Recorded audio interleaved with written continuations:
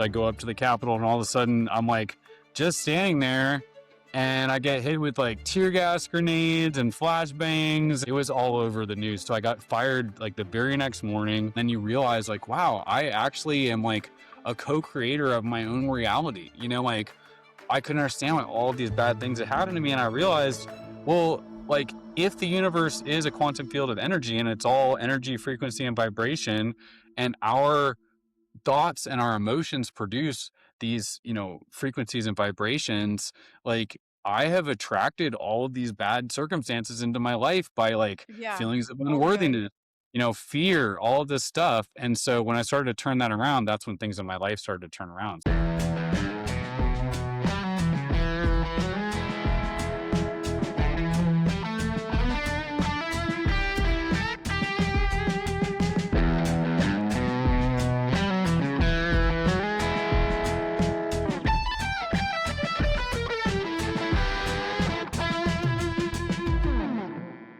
What if one decision changed everything? Could be for the better, but it could be for the worse, and your whole world could come crashing down after one decision. I'm Brittany Racine with Mike It Loud, and today I am sitting down with Paul Davis, and I don't want to give too much away in the intro here, but Paul is an expert in so many different things. So let's back up a second. In season 2, one of the top-rated episodes was when I sat down with Jenny Smith, and she shares her experience with me on how she escaped this religious cult. And now she has a podcast called Unholier Than Thou, where she really deconstructs people who have religious trauma or are bouncing back from being in a cult. It's super interesting. And she connected me with Paul on this. Now, before we begin, I want to say this is not a political episode. This is not intended to dissect different religions or political agendas. Mike It Loud podcast has been built on the idea that everybody has a story worth sharing. It's a space where people from all different backgrounds, beliefs, and experiences can have open conversation without judgment. So the goal of this isn't to tell you what to think. It's just to explore different perspectives and hear people's journeys through discussion. So we're going to get into Paul's story, and it's something that all of us watched unfold on the news just a few short years ago. So here's a reminder that sometimes the moments we never could have chosen become a catalyst for the greatest changes in our lives. And with that, here's Paul. All right.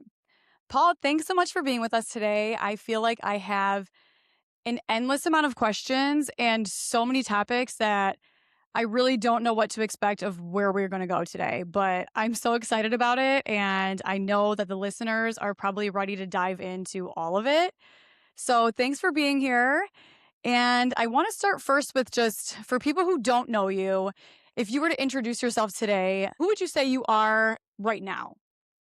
Well, I am a recovering attorney and Christian nationalist, and I now do spiritual coaching because I had just a major spiritual awakening that completely changed my life.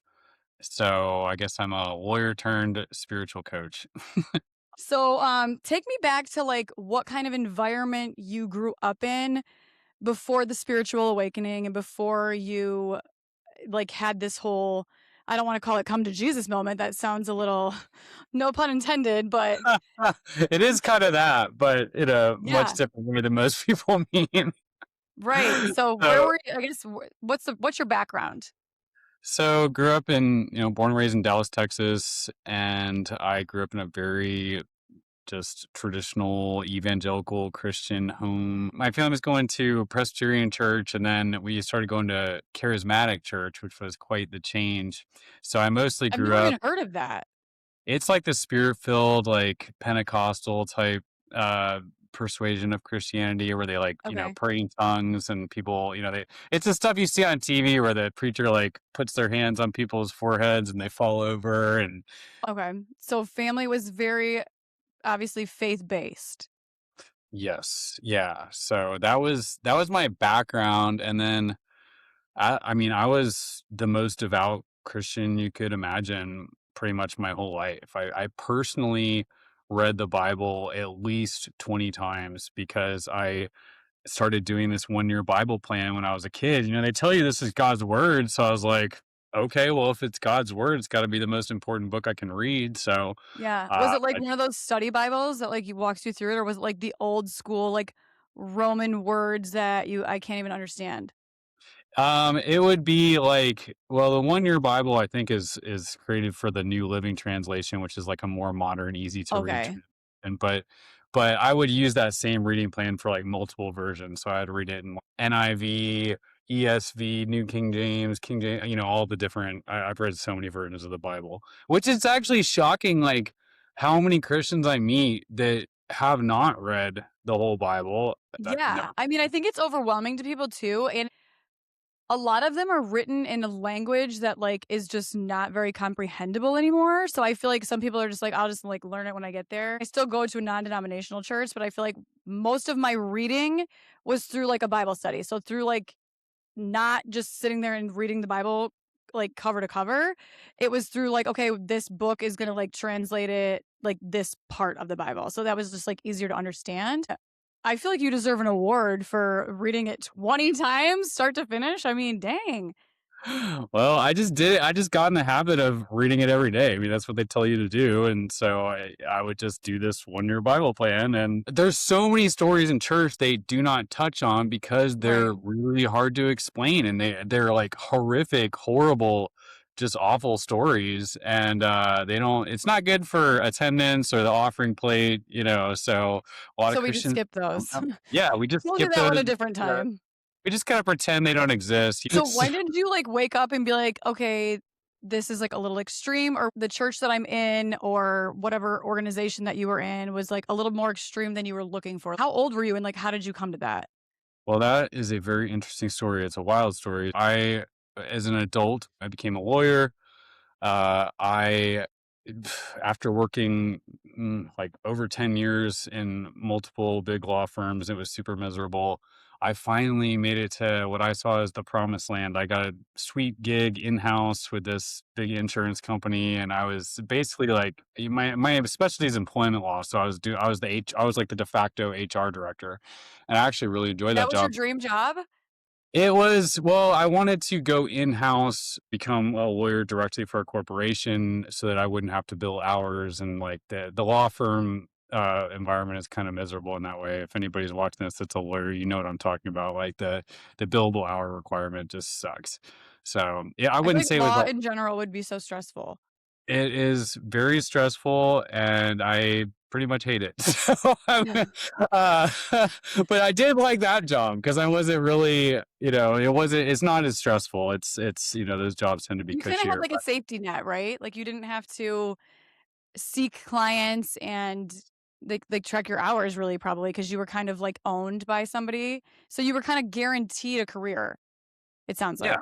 yeah, pretty much. It was Okay. it was a really it was a great job. And the story really picks up where I was very politically involved. I growing up as an evangelical Christian and from a very conservative family. I mean, I totally got sucked into the MAGA movement. I thought Trump was the greatest, and I was like, in the cult basically.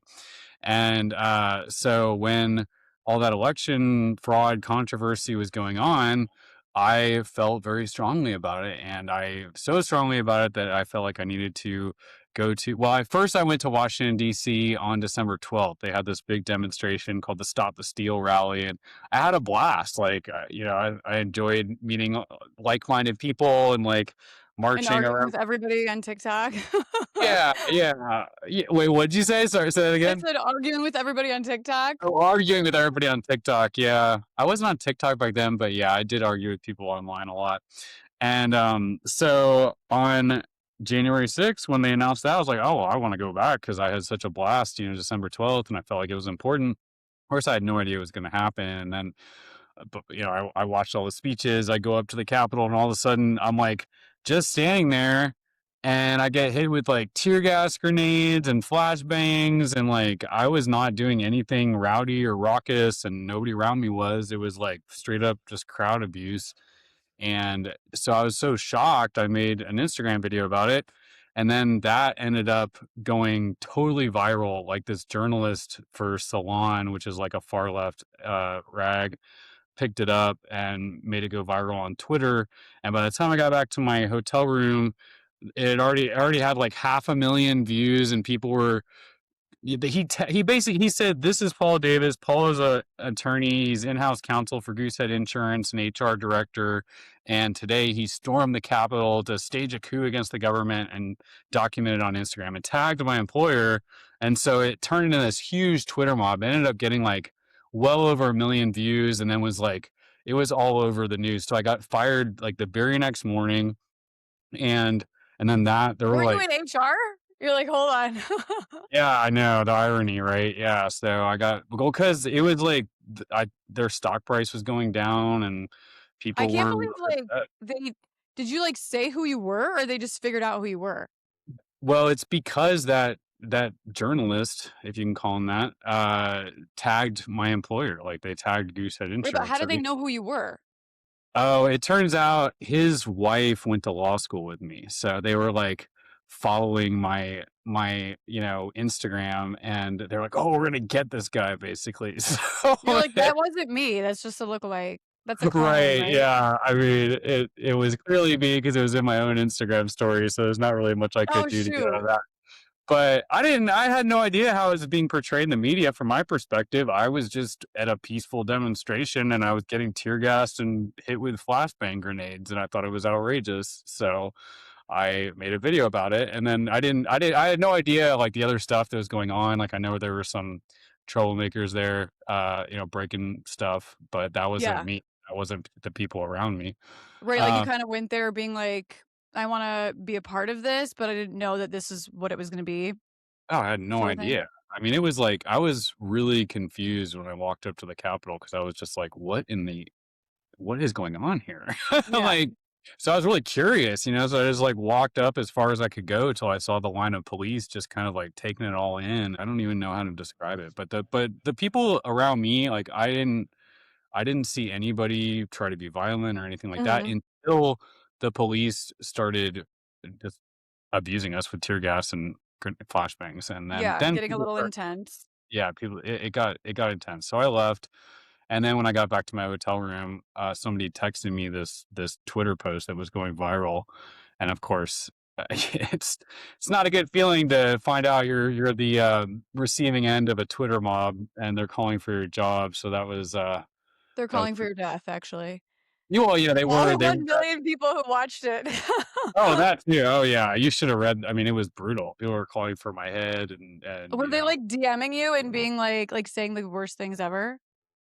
people were saying pretty bad things. It blew my entire life up. It was absolutely awful because I mean, I was like in the news. Like there were like cable news shows talking about me, and so first, the next morning, January 7th, I get fired first thing in the morning. That was obviously a horrible thing, and then I'm hearing all over the news they're like arresting everybody, and I hear everybody's saying we're all going to get arrested for treason and sedition and stuff. So that was pretty scary because You're like, I've I'm never, really kicking off the new year well. yeah, I was like I've never been in trouble with the law, and I was engaged at the time, and my fiance was freaking out, and so that ended up falling through. We got unengaged. The FBI came to my house on January 12th and harassed me, and that was pretty What? scary. What'd they ask for? Oh god, I was too scared to be at my house. I didn't feel like it was safe because like the Dallas Morning News like doxed me, like they were talking, like they made a post that I lived in Frisco, and pointed out like my like bar page, I think, and I had like my address on there. I don't know why. I just never nobody ever like I just never been in a situation like that, so I didn't know who was gonna show up at my house and what would happen. And Did I only was the FBI show up or did random haters show up too or just the FBI? To my knowledge, no random haters showed up. That was what I was really worried about. But then when the FBI came, I mean, that was obviously way scarier than anything But else. were And you home? You said you fled or you were there? I was staying somewhere else. Somebody was letting me stay in their guest house, and They were hiding you. yeah. And so my neighbor called me. I was like, "The feds are at your door." I was like, "What?" And she like got the whole thing on camera, and they actually planted a bug outside my garage, I guess so they could like listen and hear maybe when I get home. They were monitoring me, and How many of those do they have? There was like 1 million people there that were doing the same thing. I know it was absolutely crazy. So yeah, but it was pretty scary. I got a criminal attorney, and he basically talked to them. He's like, "Oh, they're not." they're not charging you with anything. They just saw you on the news and they wanted to interview you. And I'm like, well, I'm not talking to them. I mean, I didn't do Yeah. anything wrong, and I don't think that's a good idea for me to talk to the FBI. And that's where my spiritual journey really began, as far That as really waking up. cracked open a whole new side of you when you Well, had the yeah, FBI, like, bugging your house and your oh my yeah, gosh, that's so stressful, especially when you're like, "I didn't even mean this to happen." I know. Like, not your intentions. Yeah, like, I had no idea anything like that was gonna happen, and all of a sudden, my whole life is destroyed effectively because I lost my job. I couldn't find another one because I was all over the news, and, Right, all any employer had to do is look me up, and there's tons of articles about me, the crazy, right.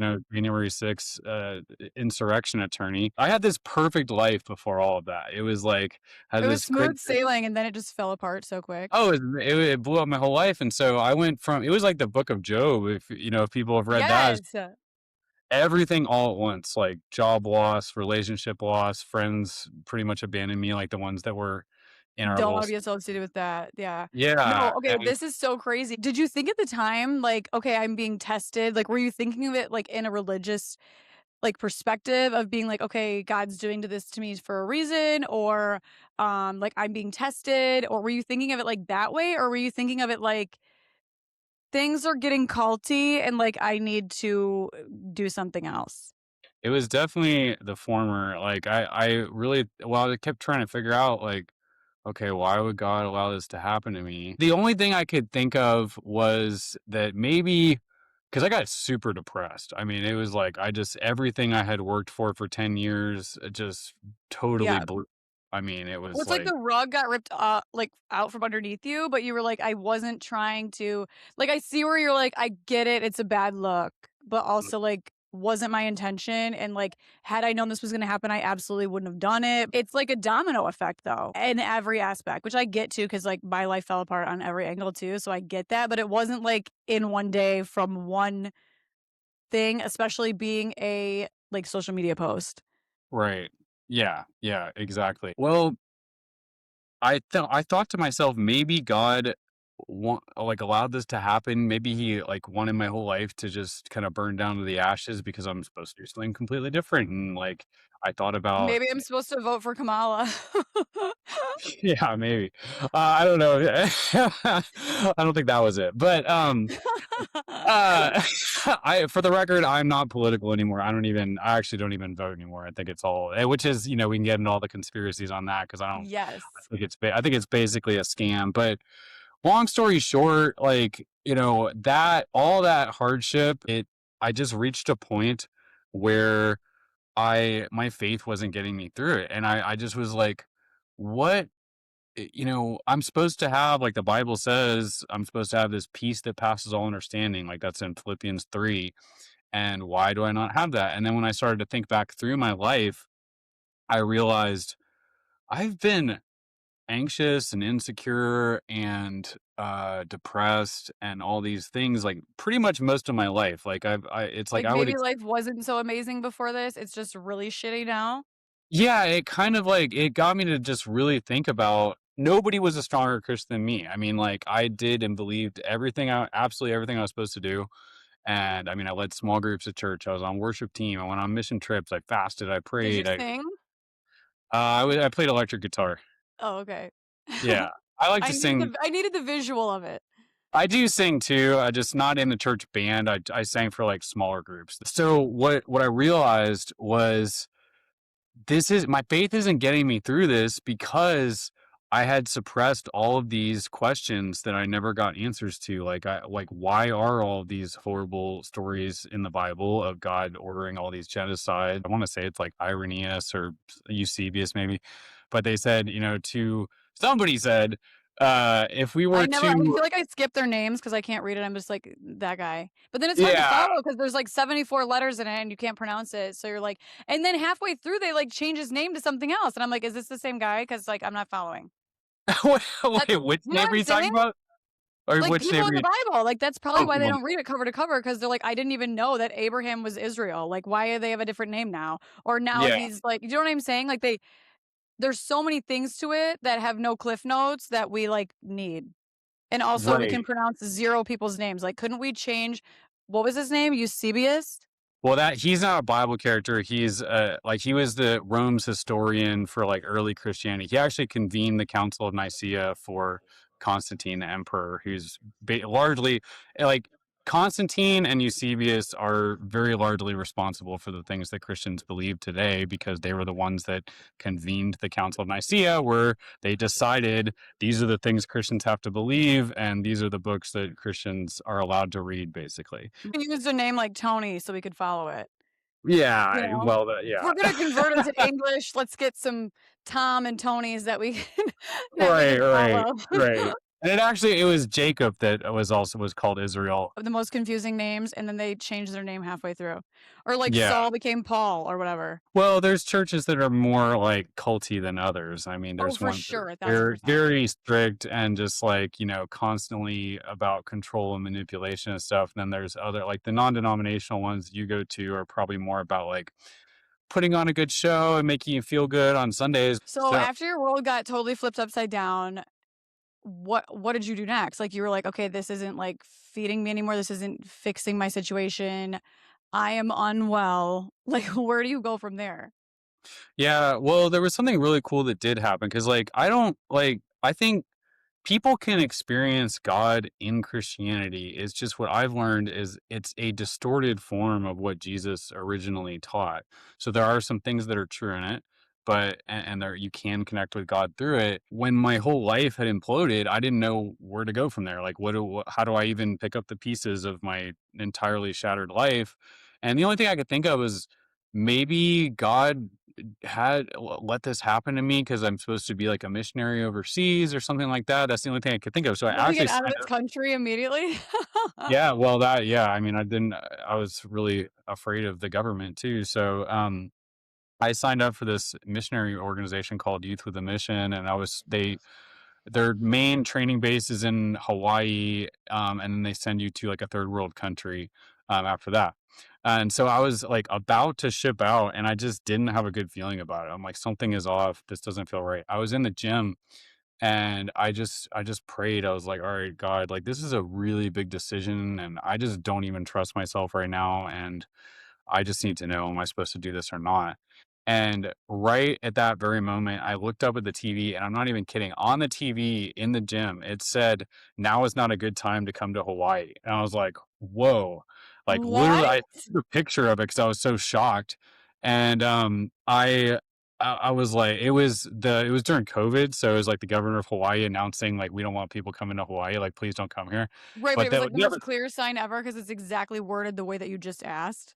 Yeah, no, it was like one of those I was just like, "Whoa, oh my gosh, that can't be a coincidence." And so I was like, "All right, well, what am I supposed to do?" And I just had this sense that I was supposed to start my own law practice, and I didn't want to do that. Like I was kind of like done with law. I didn't want to get back into it. I was looking for something else to do in my life, but I Yeah, felt and like you're that like, was now if anyone Googles me, my reputation is dog shit. So, like, no yeah, matter how exactly. good I was, so like, why get back into it, right?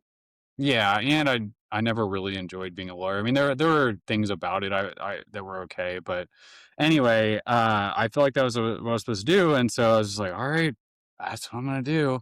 And so I started passing out my business card at like political meetings because I was like, the people that I that I Were you just ran with, going to like the MAGA events and passing out your cards or what? yeah, just like these little like community meeting, like political meetings and stuff. And then, no kidding, it was like a week later, Biden announces the vaccine mandates, and then all of a sudden, I was the only conservative employment lawyer that I'd ever even heard of. Like most lawyers in the employment In law space, are Texas? pretty liberal. Yeah, I mean, I still to this day have never met another like conservative employment specialist. Like That's that was my interesting. legal specialty. It's just very, like HR is kind of all about diversity and inclusion and all that stuff. Yeah. So it kind of attracts those types. So my phone was just, and to be clear again, like I don't consider myself liberal or conservative at this point. I Right. am officially apolitical, but uh my phone just started ringing off the hook all day, every day. I mean, it was gangbusters because once these vaccine mandates came out, millions of people were trying to avoid them Oh, because of freaking their out over their jobs, over their health, over yeah, everything.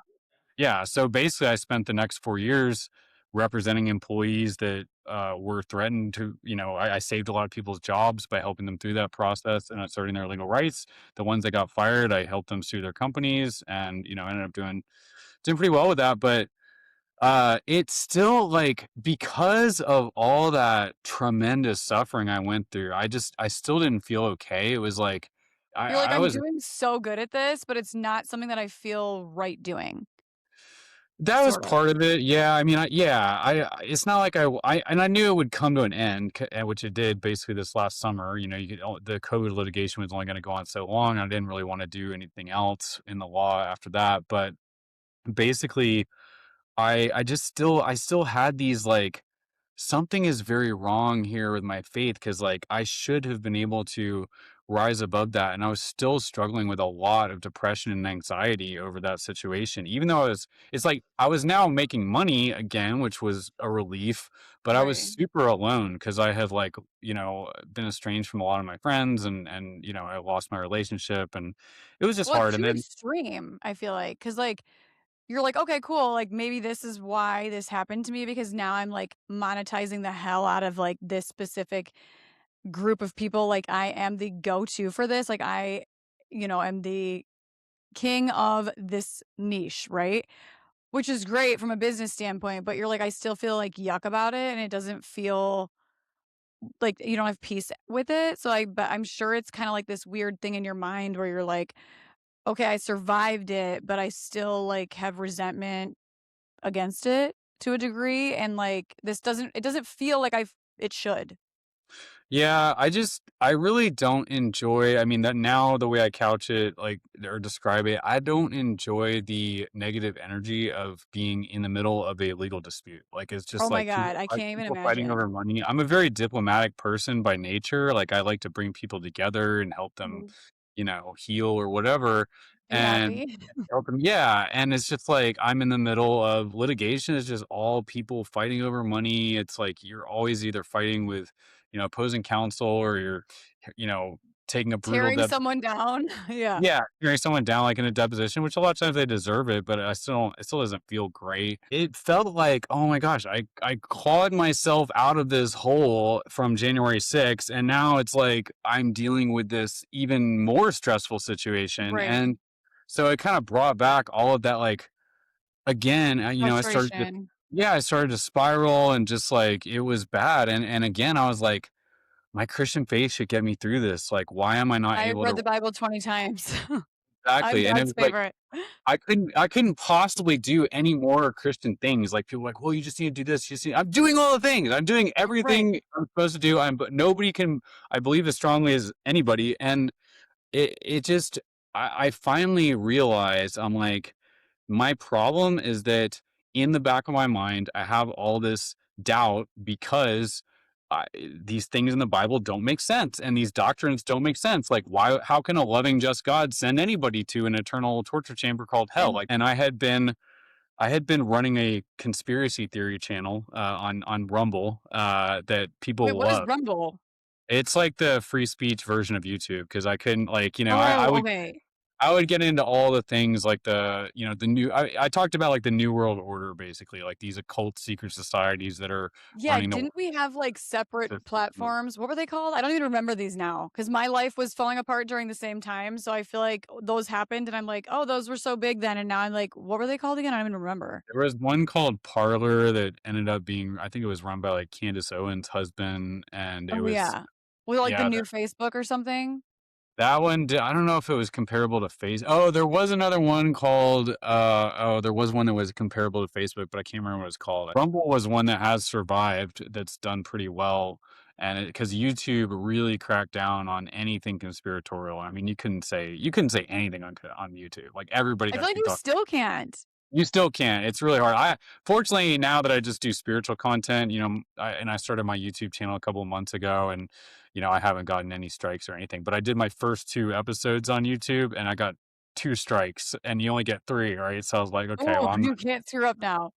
Yeah, yeah. I mean, you can't.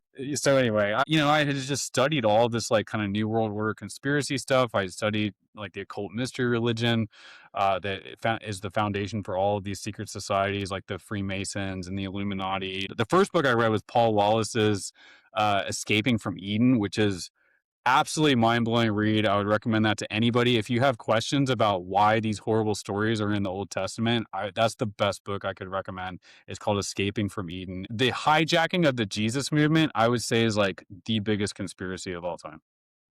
There's so many conspiracies, but I feel like they kind of all, like, weirdly tie together. They do, absolutely. Even though And I'm like a beginner. I feel like they give me anxiety, so I just don't deep dive in them, but I wanna know, like, I wanna know what they are just so I can, like, stew on it for a minute.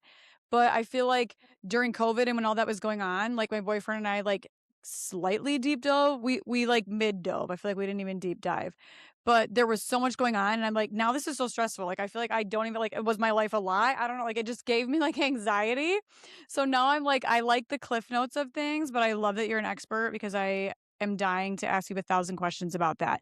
But tying back to where you were when you're just like realizing all of this with your whole, like, I guess, religious development, how did you get out of that? And how did, like, where are you at now? Like, where did you find something that you were like, okay, this is it? Or is it like a cumulative of like many different religions and like spiritual spaces? Or like where are you at now? I don't think I ever didn't believe in God because I just see the elegance of the universe. I'm like, I just don't think all of this could have come about by chance. Like That's just accident. Yeah, but I was like, maybe, maybe there was some creator and he just put everything in motion and we're basically on our own. I had no idea like anything could because it was so obvious that there are so many lies in Christianity. Once I started studying this, I'm like, what do I even believe?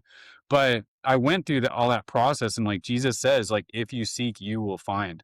And Mhm. I did finally basically it all kind of tied together once I realized, and this was a huge reveal that the apostle Paul essentially hijacked the Jesus movement. He preached a completely different gospel than what Jesus preached about salvation, made it official Christian doctrine. This is what everybody has to believe. And it was not what the original followers of Jesus believed. And if you read texts like the Gospel of Thomas, or if you just read Jesus' teachings from the New Testament Gospels, it's very clear if you understand what oneness is, this is what Jesus was teaching all of us. And oneness is the idea that God is the universe and the universe is God. There is like God, we are all just part of God. The universe, and this lines up with quantum physics. Like if you study quantum physics, you know that the entire universe is just a quantum field of energy. Like matter is just energy at its core. There's so many things in the Bible that like you would read, and if you don't understand oneness and these ideas like the chakras, for instance, like I pointed this Yep. out a week ago, I think, on my Instagram. Jesus says if your eye is good, like your whole body will be full of light. Or he says, if your eye be single, like he actually says that, like if your eye is single, then your whole body will be full of light. And I'm kind Wait, of like what? butchering it a little bit. What eye? So I The can, third eye? yeah, yeah. And then, so he's clearly talking about the third eye. I think I still have the post I made pulled up here so I can actually like read what it says. But this is just an example of like something you would read in the Bible and not really understand what Jesus was talking about, unless you understood um, oneness and Energy, chakras, all the energy, things. chakras, all that kind of stuff. Here, I put, yeah, Jesus taught in Matthew 6:22, he said, "The light of the body is the eye. If therefore thine eye be single, thy whole body shall be full of life." And in Luke, he says, "The light of the body is the eye. Therefore, when the eye is single, the whole body is also full of light. When the eye is evil, the body is also full of darkness." So this would be like, the two eyes represent you're living in material, your attachment to the material world, like you're taking things Okay. in through the senses. And he says if Mhm. your eye be single, so that would be focusing your attention on the spiritual realm. So I Right. that's just like one small example. Kinda like came to your own conclusion that, like, all of these have probably versions of truth, but it's kind of more of a bigger picture. It's more, I guess, less black and white than you've lived out. Yeah, Is absolutely. that what you Because kinda do now then? If it's like if you're doing like the whole oneness thing, it's kind of a little bit of everything, right? I wouldn't say it's a little bit of everything. It's just like so, like I said, like oneness is the belief that God is the universe and the universe is God. We're all just a part of God. So an analogy would be like God slash the universe is like an ocean, and we're all waves in that ocean. That doesn't mean we, because it's like in New Age, people are like, oh, you're just trying to claim that you yourself are God. It's like, okay, in a sense, yes, I'm part of God, which means I am God, just the way that like your arm would be you. But Yeah. like, But or a I thought wave. that everybody was. I thought that actually was a like I believed what you believed in that Yeah, sense. yeah, not like Right. each of us ourselves are not like the infinite creator of the universe, but we're a part of him. Jesus says, like, I and the Father are one. And then he says, I am the vine, you are the branches. So he's saying like we're all we're all just part of the same organism, you know? Right. And you practice oneness, like you have to abide in oneness, like in John 15, abide in me by loving your neighbor as yourself, keeping the Okay. commandment to love others as I have loved you. And then John 17, he prays 4 times, Father, may they be one as you and I are one, as I am in you and you are in me, let them be in us. And like the kingdom of God is within, like loving your neighbor as yourself is the same as loving God because all of us are one. So once that sunk in, I just had this intense sense of bliss and peace because I'm like, That it helped saved me see you? like, what? That saved you? Yeah, pretty much. It was like I that happened this past summer. And once I grasped that, I was just like, everybody has to know this. Like everybody has to understand this because it just like It's I not that didn't know. hard. Yeah, like it doesn't you don't have to work that hard for it. Yeah, and it's all about just like the church keeps you from this knowledge by demonizing things like deep meditation practices and yoga, like breath work, things like that. These are the things that actually help you quiet your mind. Like you shut off that ego mind and you go deep within. And when you do that, you get that sense of oneness. Like you Right. feel it, like you experience it. And then you realize, like, wow, I actually am like a co-creator of my own reality. Like I couldn't understand why all of these bad things had happened to me. And I realized, well, like if the universe is a quantum field of energy and it's all energy, frequency, and vibration, and our thoughts and our emotions produce these, frequencies and vibrations, like I have attracted all of these bad circumstances into my life by like Yeah. feelings of Okay. unworthiness, fear, all of this stuff. And so when I started to turn that around, that's when things in my life started to turn around. So it definitely works and it brings so much peace to know that. Right, right. No, I totally get that. That's really cool. This is where we should segue into the conspiracy Well, this is where it gets aspect very of it. yeah, well, this is where it gets very conspiratorial. The occult mystery religion is essentially like the oldest religion in the world, maybe besides Hinduism. Hinduism might be a little bit older. Um, It but sounds older. I feel like their yeah. things are all older. Right, right. Yeah. But I mean, so the occult mystery religion goes back to like, ancient Sumeria and Babylon and all of these the ancient civilizations. And they started with these like solar cults basically. So they started worshiping the sun. This is actually they wrote that like the sun rises at like the 33rd or the 30th degree and sets at the 33rd degree, and they put all this imagery like in Christianity, like that's why Jesus started his ministry at year 30 and ended at year 33. It's symbolic of the cycle of the sun basically. Okay. There's all sorts of little like you know just clues there that these books have been heavily influenced by the occult mystery religion. And so these are the groups that they ultimately believe that like, as plainly as I can state it, they worship Lucifer as their god. They believe that Lucifer, represented by the snake in the garden, is who upgraded the humans, basically like gave us the gift of intellect. Because in that story, especially in like the Sumerian version of it, the like Yahweh character called Enlil in the Sumerian version wanted to keep the humans, like the humans were genetically engineered to work the garden for food for the gods. Like so basically like they believe that Lucifer, represented by the snake, like in the Sumerian story it's called Enki, wanted to upgrade the humans, give us the gift of intellect. And so they believe But are we that's even that smart? Because I feel like the people that I've talked to about these conspiracies, I'm like, maybe we're not that smart. well, we used to be a lot smarter apparently because like, if you read those stories, the humans had like all these supernatural abilities. Like we could see into the spirit realm. We lived for, I don't know, thousands of years. We had very long lives. I don't know how long it was, but I mean, the Bible even talks about like people living almost, upwards of 1,000 years, like Yeah. Methuselah, Enoch, and all these people. But um, so we had all of these abilities, and then we were dumbed down.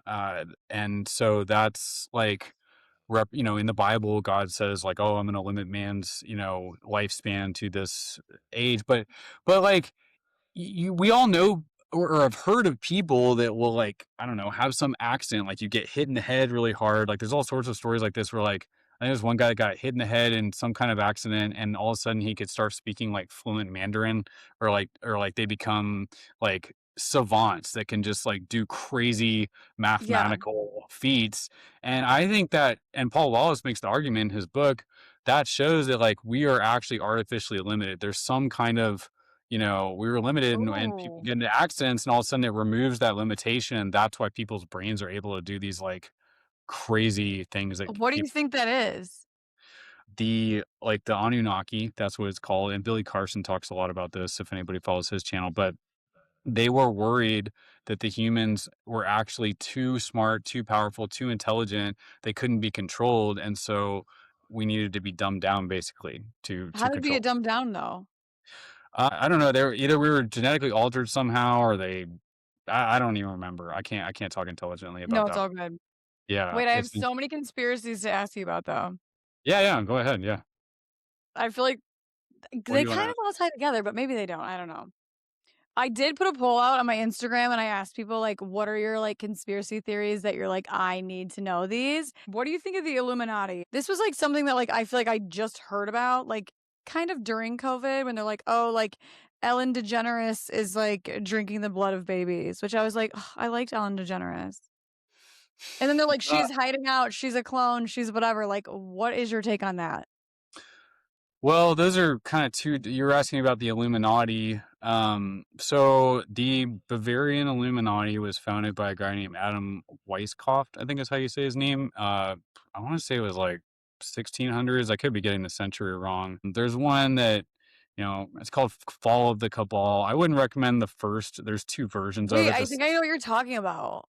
Yeah, the second, Fall of the Cabal 1 is very QAnon. Like, Yes. it has some like truth in it, but it's just like, oh well, It's Donald like Trump. so out there. Yeah, it's pretty out there. But the second one does a good job. The initial, I'm just a documentary junkie, so I'll watch like everything and just kind of like try to pick out, okay, How what can you seems tell what's real and what what isn't? you know you have to just go with what makes the most logical sense. Like that's the best we can do. And that, like studying history, well, like, think how fake the news is. Like history is even worse because it happened hundreds or thousands of years Right, you're ago. like, "Who wrote uh, this?" yeah, so like you have to just do the best you can with the evidence that you get. There's usually like two main sides to each story, and the truth usually lies somewhere in the middle. But the second iteration of that documentary does a good job of laying out the history of the occult mystery religion and how this evolved into like the Illuminati and the secret societies. That's kind of where the Illuminati came from. Do you think they're It still around? Oh, absolutely. Yeah, yeah. Do So you you have think like, that there's somebody asked me something, hold on, where is it? Is there, like, an underground Illuminati at the Denver airport?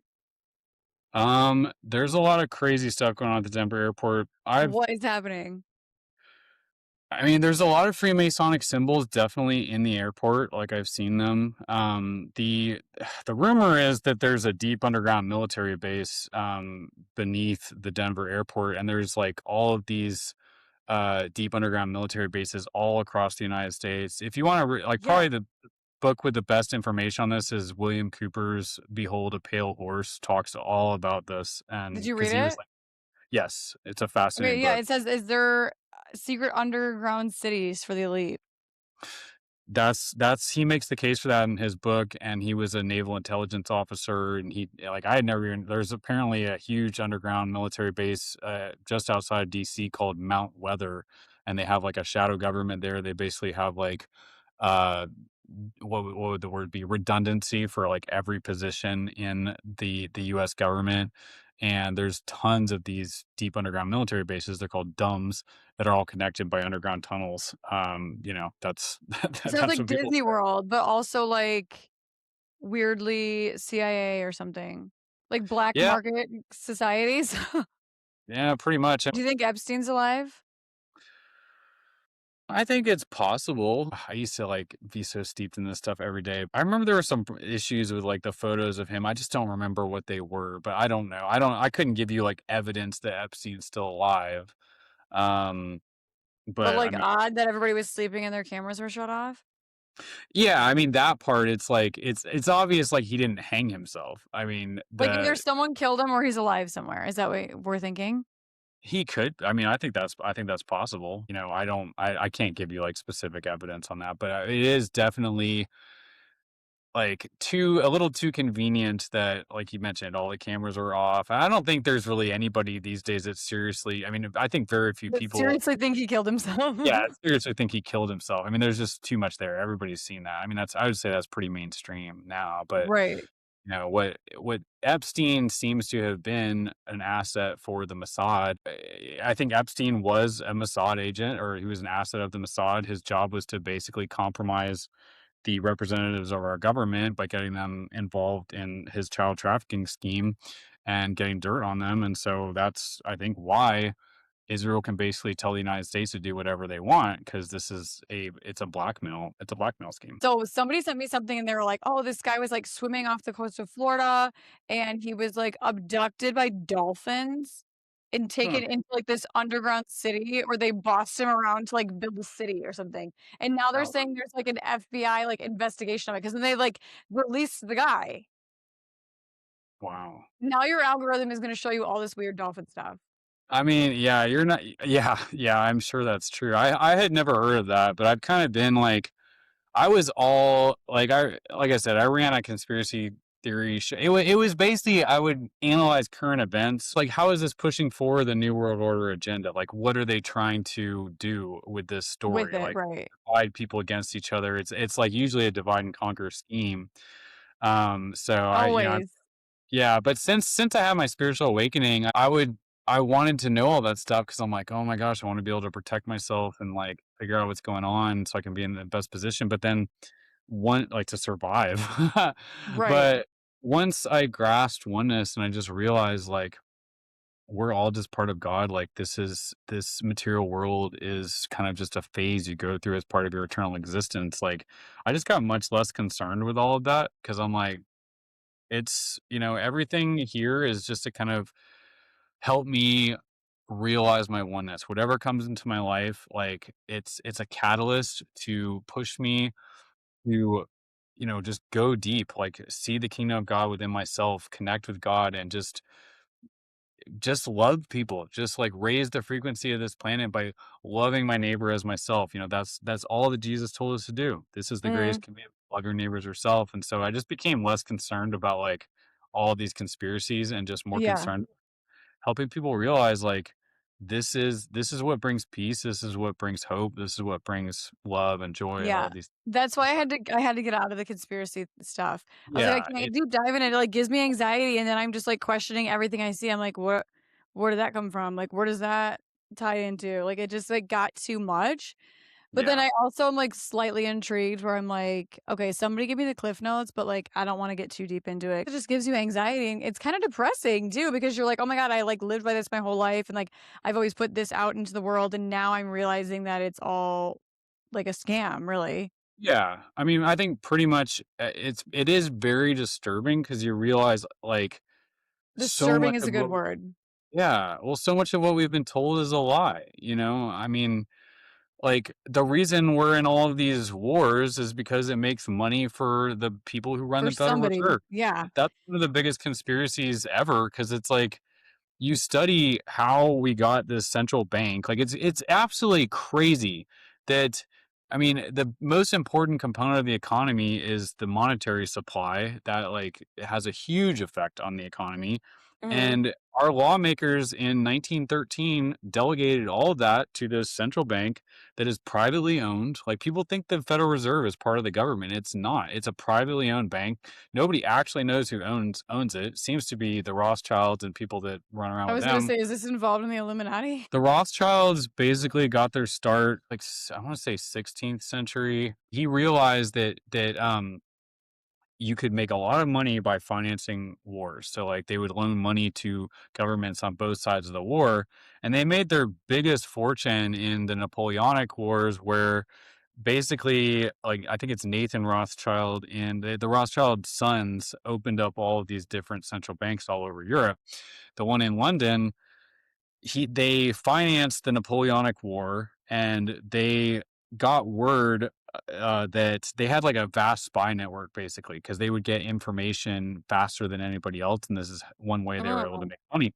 So they found out basically through their couriers, their spies, that Napoleon had been defeated, and they owned all the debt for the war. And so basically, what they're like, all right, we're gonna make people think that England lost that battle. So we're going to start like dumping our bonds on the market. So they kind of started to do it quietly, but not too quietly so that people would notice, and it caused a panic. So everybody like were like, oh my gosh, we lost the war, and they dumped all their bonds on the market. They went to like, the value went through the floor. And then right before the news came out that England had actually won, they bought it. The Rothschilds had already bought it all back, and so it skyrocketed in of value. course. And so they ended up essentially owning the British crown and just becoming one of the wealthiest, I mean, arguably the wealthiest known family in the world. They have just since then continued to expand their banking operations. And this is why like we didn't have any the United States was never involved in any world wars. I mean, a long time we had something called the Monroe Doctrine, where we would basically say like we're not going to meddle with Europe. Like you guys do your thing over Do your there. thing, yeah. We're just going to worry about ourselves over here. We're separated by this ocean.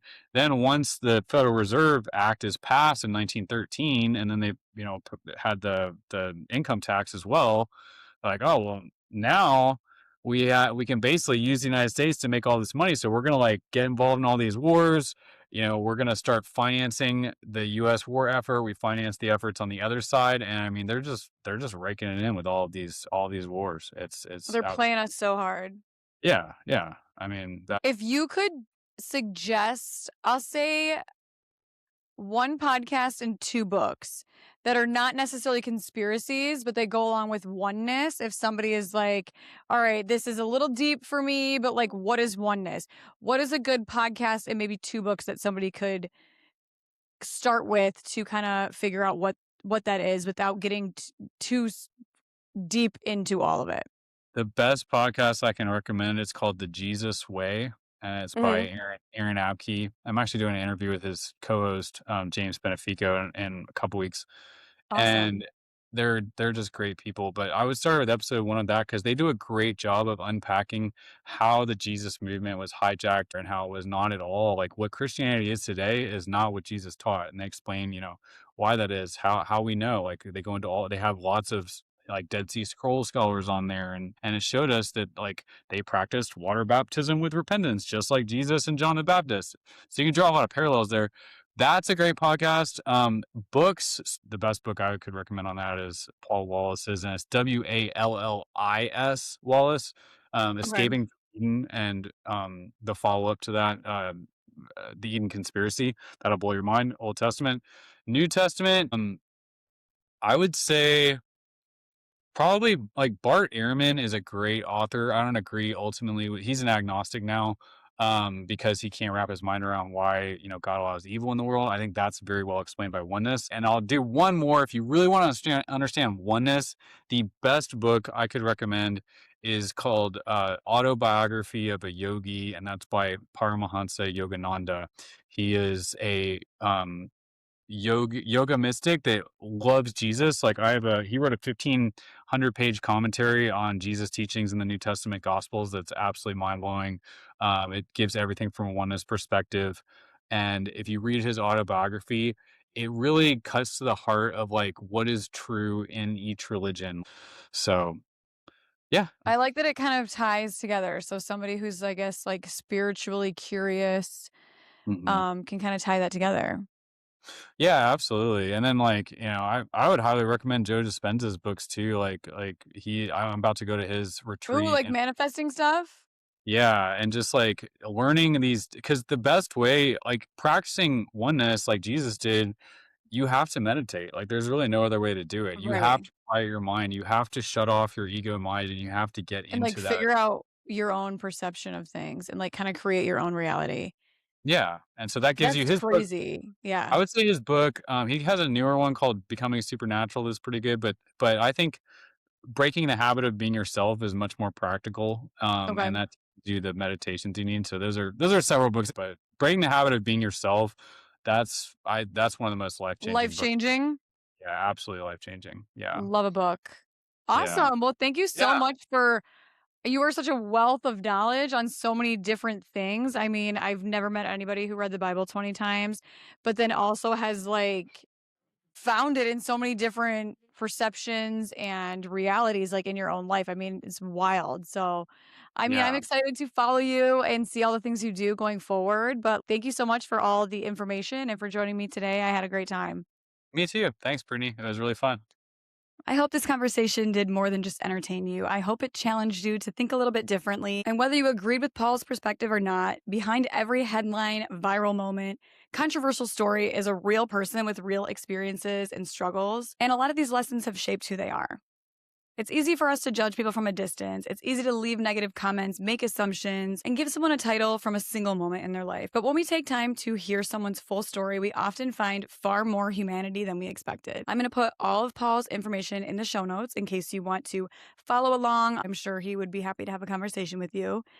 I put all of the books he recommended in the show notes also. I hope you enjoyed this episode. Send it to someone that you think would enjoy it.